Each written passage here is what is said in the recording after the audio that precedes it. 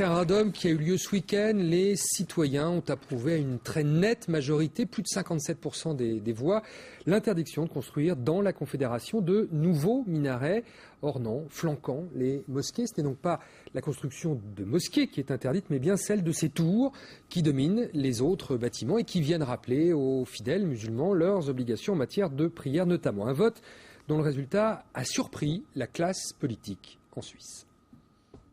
Un oui massif à la surprise générale. 57% des Suisses ont voté pour l'interdiction de construire des minarets dans leur pays. Et pourtant, le gouvernement, la plupart des partis, les autorités religieuses, tous avaient appelé à rejeter ce référendum. La population s'est mobilisée et a laissé s'exprimer ses craintes. Si c'était réciproque, ça irait. Mais comme chez eux, on ne peut rien faire, je ne suis pas du tout d'accord contre ces minarets. Ils n'ont pas leur place ici. Ils ont leur place dans leur pays, c'est vrai. Déjà, rien qu'on a des problèmes à l'école avec les gamines, on leur voit juste les yeux, c'est pas normal. La campagne choc du parti populiste à l'origine du référendum a trouvé un écho dans le pays. La Suisse compte 7,5 millions d'habitants, dont 400 000 musulmans. Choquée, la communauté musulmane refuse malgré tout de croire à une montée de l'islamophobie. On met au pilori une certaine forme de croyance. Et ça, c'est pas bien. Ça, c'est pas bien. La Suisse n'est pas un pays raciste, mais c'est une expression. Le vote d'aujourd'hui est une expression de la crainte. 4 minarets en tout et pour tout sur l'ensemble du territoire. Des édifices symboliques qui, comme ici à Genève, ne servent pas à l'appel à la prière. Mais la question posée a éveillé des peurs bien plus larges que le simple problème des minarets. Il faut prendre acte de ces craintes-là et pas, comme on l'a fait pendant la campagne, les nier, voire les mépriser. Il faut que les musulmans et les non-musulmans, les politiques, prennent acte de ça et fassent l'effort pédagogique d'expliquer et de nuancer la réalité de l'islam en Suisse. L'onde de choc suscitée par ce vote s'est en tout cas répandue bien au-delà de la Suisse. Depuis hier, l'affaire des minarets est abondamment commentée par les correspondants de la presse arabophone. Voilà, et on va revenir sur l'impact dans la communauté internationale de cette interdiction, mais on va commencer par parler de la Suisse. Je vous présente nos invités qui sont là pour ce débat. Mustapha Benchenan, bonsoir, vous êtes professeur de sciences politiques à Paris, mais également à la Sorbonne Abu Dhabi, c'est cette antenne dans les Émirats Arabes Unis. Merci d'être avec nous ce soir. En face de vous, Dominique Sopo, président de SOS Racisme. Merci d'être là également. Et puis, depuis la Suisse, par téléphone, Cheikh Mouafak Al-Rifai. Bonsoir et merci d'être en ligne avec nous. Vous êtes imam de la mosquée de Lausanne. Est-ce que vous nous entendez correctement? Bien sûr, oui, je vous écoute bien. Et puis également depuis la Suisse, Maximilien Bernard. Vous êtes secrétaire de l'UDF. C'est l'un des deux partis suisses à l'instigation de ce référendum. Alors c'est avec vous, et je vous remercie aussi d'être en liaison avec nous, c'est avec vous que je commence. Quelle analyse faites-vous d'abord de cette victoire à ce référendum, victoire surprise? Est-ce que c'est une victoire qui vous aussi vous a surpris? Écoutez, oui, je crois que très honnêtement, on n'attendait pas un résultat, un oui aussi net.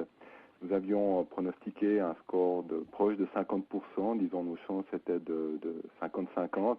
Mais le oui net de la part de la population suisse nous a surpris.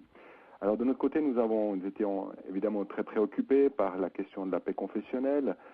Nous avons vu diverses polémiques qui ont enflé en Suisse suite à des demandes de construction de minarets supplémentaires, notamment à Langenthal, dans la partie germanophone de la Suisse. Et nous avons au fond dit qu'est-ce qui se passe en Suisse.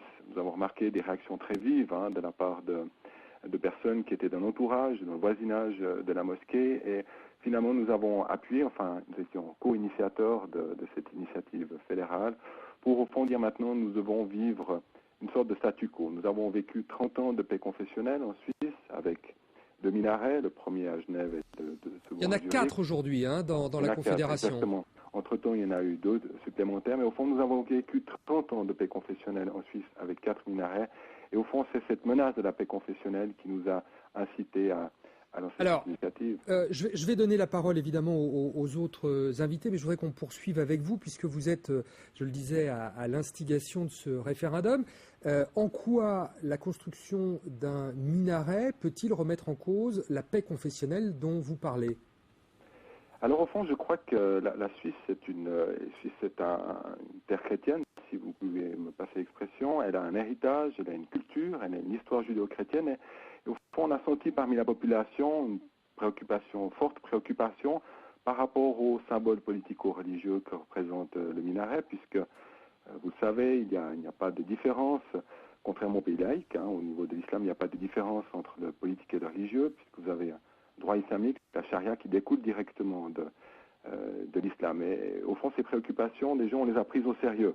On s'est dit, qu'est-ce qu'il faut faire? Est-ce qu'il faut laisser ces tensions augmenter en Suisse? Est-ce qu'il faut laisser ces gens se préoccuper, en venir aux mains? Et on s'est dit non, je crois que notre devoir est aussi de dire maintenant, comme nous avons vécu une paix confessionnelle avec les musulmans pendant 30 ans, avec 2-4 minarets aujourd'hui, on peut très bien vivre encore quelques décennies avec quelques minarets. On va évidemment maintenant poser la question à celui qui est également directement concerné, c'est Cheikh Mouafak Al-Rifai. Vous êtes donc, je le disais, imam de la mosquée de Lausanne. Il n'y a pas de minaret dans votre mosquée à ce jour et il risque donc de ne pas y en avoir puisque ce référendum a été voté, validé et fait désormais partie de la Constitution. Alors, tout d'abord, nous, on n'a pas provoqué cette initiative et les musulmans n'ont pas exagéré par la demande de construction des minarets. C'était un projet pour nous une fois qu'on construit un deuxième étage. Mais je rappelle là que la Suisse appartient à tous les Suisses sans discrimination. Alors, intéressons-nous, s'il vous plaît, à ce qu'est exactement un minaret.